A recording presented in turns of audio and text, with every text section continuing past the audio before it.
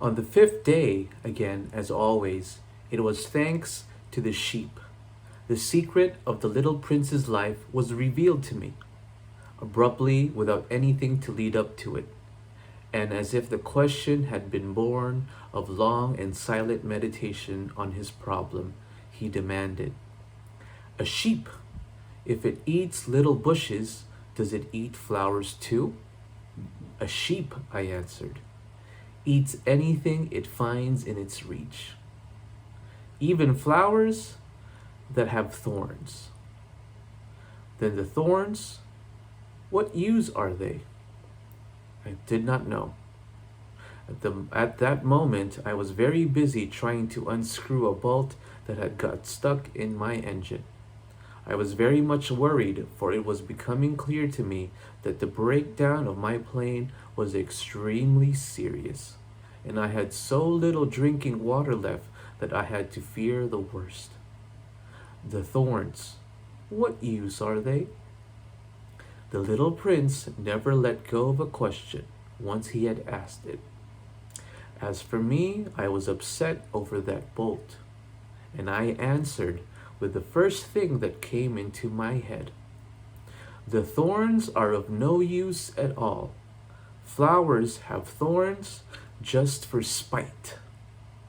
Oh, there was a moment of complete silence. Then the little prince flashed back at me with a kind of resentfulness.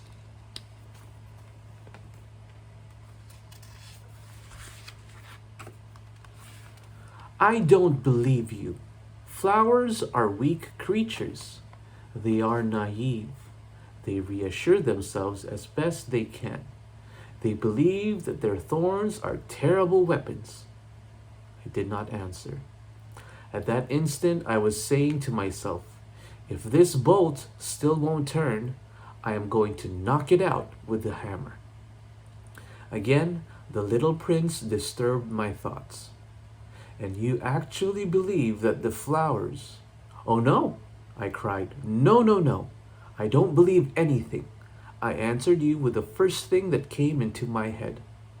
Don't you see? I am very busy with matters of consequence." He stared at me, thunderstruck. "Matters of consequence." He looked at me there, with my hammer in my hand, my fingers black with engine grease, bending down over an object which seemed to him extremely ugly. "You talk like the grown-ups." That made me a little ashamed. But he went on relentlessly. "You mix everything up together. You confuse everything." He was really very angry. He tossed his golden curls into the breeze. "I know a planet where there is a certain red-faced gentleman. He has never smelled a flower. He has never looked at a star. He has never loved anyone. He has never done anything in his life but add up figures. And all day he says over and over, just like you, 'I am busy with matters of consequence.'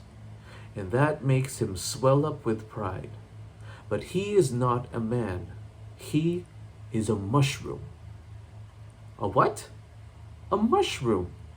The little prince was now white with rage. "The flowers have been growing thorns for millions of years. For millions of years the sheep have been eating them just the same. And is it not a matter of consequence to try to understand why the flowers go to so much trouble to grow thorns which are never of any use to them? Is the warfare between the sheep and the flowers not important? Is this not of more consequence than a fat red-faced gentleman's sums? And if I know, I myself, one flower which is unique in the world, which grows nowhere but on my planet, but which one little sheep can destroy in a single bite some morning without even noticing what he is doing. Oh, you think that is not important?"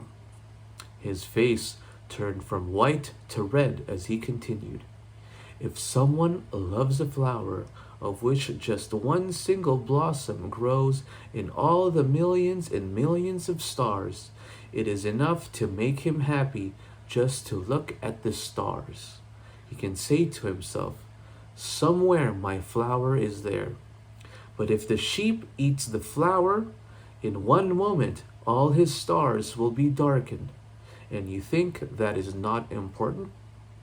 He could not say anything more. His words were choked by sobbing. The night had fallen. I had let my tools drop from my hands. Of what moment now was my hammer, my bolt, or thirst, or death? On one star, one planet, my planet, the earth, there was a little prince to be comforted. I took him in my arms and rocked him.